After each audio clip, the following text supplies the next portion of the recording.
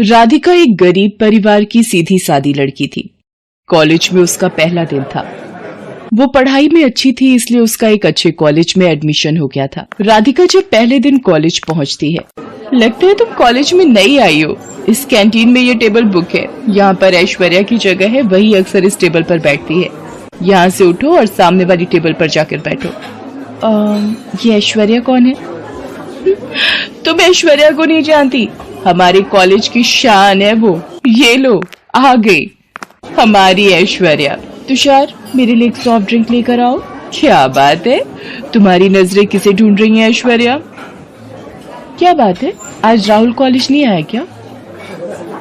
पूरा कॉलेज तुम पर मरता है और तुम हो कि राहुल पर मरती हो। क्या करूं, राहुल देखने में है ही इतना हैंडसम।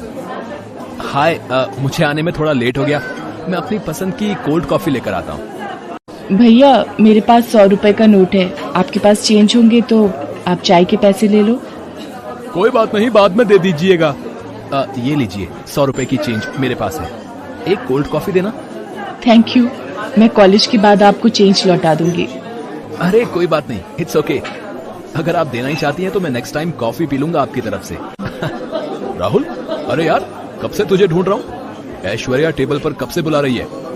पता नहीं ये ऐश्वर्या भी ना रोज नया कोई ड्रामा शुरू कर देती। चल देखता हूँ अब ये क्या प्लान करने वाली है। वैसे मैंने आपको पहली बार कॉलेज में देखा है। What's your good name? जी, मेरा नाम राधिका है। आज कॉलेज में ये मेरा पहला दिन है। ओके, बाय राधिका, फिर मिलते हैं। ओके गाइस, नेक्स्ट मंथ हम कॉलेज ट्रिप के लिए गोवा जा रहे हैं, तो मैं इस बार अपने बर्थडे की पार्टी गोवा के क्रूज पर देने वाली हूँ। ये लड़की भी ना। ओह सॉरी राधिका, मैंने देखा नहीं। मेरी वजह से तुम्हारी चाय जमीन पर गिर गई। रुकिए, मैं दूसरी ले आता हूँ। It's okay. वैसे भी मेरा लेक्चर है अभी। कुछ दिन बीत जाते हैं। राहुल और राधिका अच्छे दोस्त बन गए थे। राहुल और राधिका को साथ में हंसते और बातें करते देख ऐश्वर्या को ईर्ष्या होने लगती है। क्या बात है राहुल, आजकल तुम राधिका के साथ बहुत समय बिता रहे हो। तुम्हें तो ये भी नहीं पता कि 2 दिन बाद मेरा जन्मदिन है। ऐसी कोई बात नहीं है ऐश्वर्या। राधिका के लिए ये कॉलेज नया है तो मैं बस उसकी हेल्प कर रहा हूँ। बाकी वो भी हमारे साथ गोवा ट्रिप पर चल रही है। मैं उसी बारे में उससे बात कर रहा था। ऐश्वर्या राहुल और राधिका का साथ में मिलना जुलना बिल्कुल भी पसंद नहीं कर रही थी।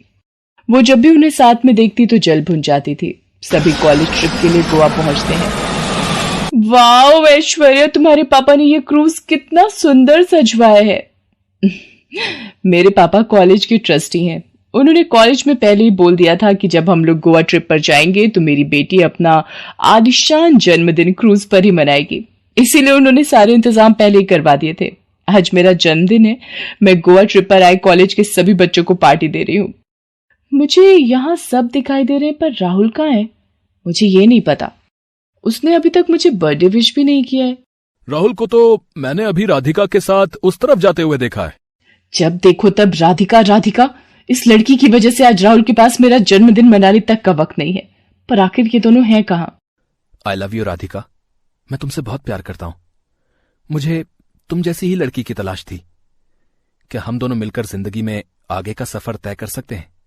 राहुल, तुम्हारी जीवन संगिनी बनना तो मेरे लिए बहुत ही गर्व की बात है। I love you too Rahul.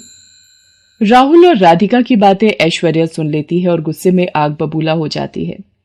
Rahul सिर्फ मेरा है और मैं उसे किसी और का कभी नहीं होने दूंगी। मुझे इस राधिका की बच्ची का कुछ इंतजाम करना ही होगा, और वो भी आज रात की पार्टी में।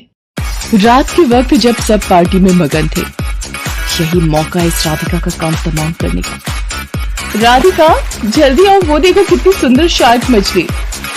कहाँ पर है ऐश्वर्या? मुझे तो कहीं नजर नहीं आ रही। थोड़ा नीचे झुको, तब तुम्हें नजर आ जाएगी। ये एकदम से गायब हो जाती है। वो देखो, वही फिर दोबारा नजर आई। राधिका जहाज से थोड़ा नीचे झुकती है। कभी ऐश्वर्या उसे समुद्र में धक्का दे देती है। पार्टी में म्यूजिक और डांस के शोर के बीच राधिका की आवाज दब जाती है और वो समुद्र में डूब जाती है। लो जी, मेरा काम तो हो गया। बड़ी आई मेरे राहुल को मुझसे छीनने वाली। अगले दिन पूरे क्रूज पर शोर मच जाता है कि राधिका कहीं नहीं मिल रही है। सब लोग यही सोचते हैं कि शायद किसी बड़ी मछली का वो शिकार बन गई, क्योंकि उसका कहीं भी अता पता नहीं था और क्रूज पर से वो ऐसे गायब नहीं हो सकती थी। सब लोग वापस आ जाते हैं। राधिका, तुम कहाँ चली गई? तुम्हारे बिना मेरा बिल्कुल भी मन नहीं लगता है। हमें गोवा से आए कितना समय बीत चुका है। राहुल, चलो कॉलेज चलते हैं, जल्दी से तैयार हो जाओ, मैं तुम्हें लेने आई हूँ। आखिर राधिका ऐसे कैसे गायब हो गई? मैंने उसे क्यों नहीं बचाया? मैं हमेशा अपने आप को इस बात के लिए जिम्मेवार मानूंगा।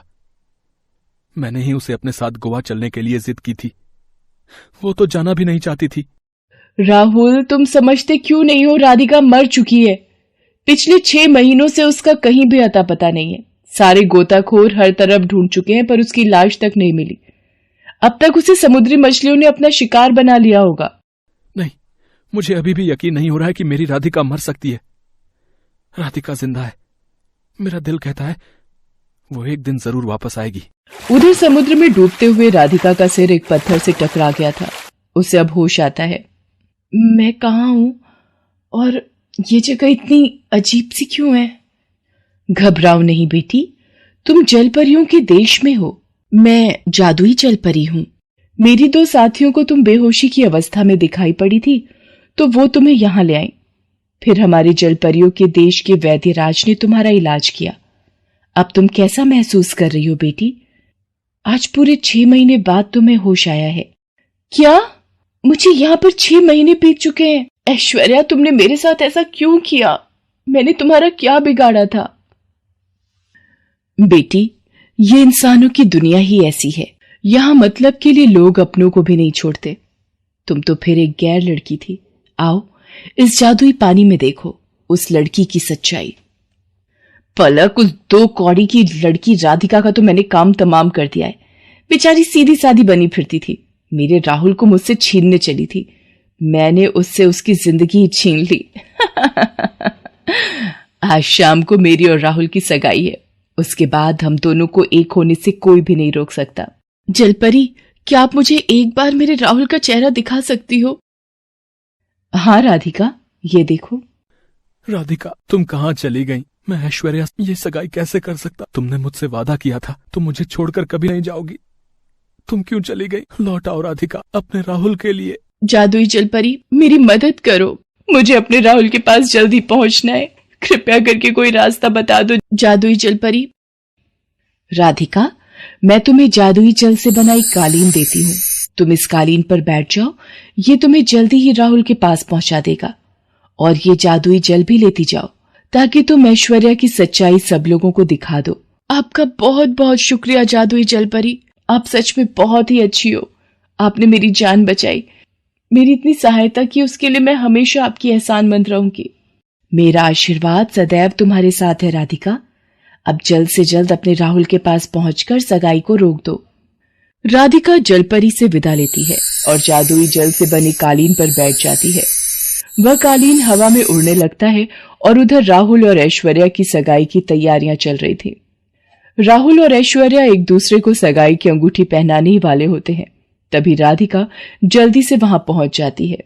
राहुल, रुक जाओ, ऐश्वर्या से ये सगाई मत करो। राधिका, तुम जिंदा हो।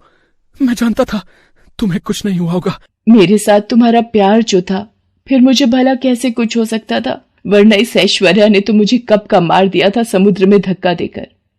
राहुल, ये लड़की झूठ बोल रही है। मैंने इसे कोई धक्का नहीं दिया था। ये तुम्हारी और मेरी सगाई को रोकना चाहती है।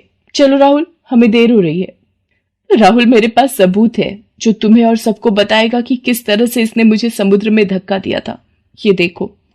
राधिका हवा में जादुई पानी उछालती है और एक दृश्य बन जाता है जिसमें सब कुछ सामने आ जाता है। ऐश्वर्या घबरा कर रोने लगती है। ऐश्वर्या, तुम्हें अपनी दोस्त कहते हुए भी मुझे शर्म आती है।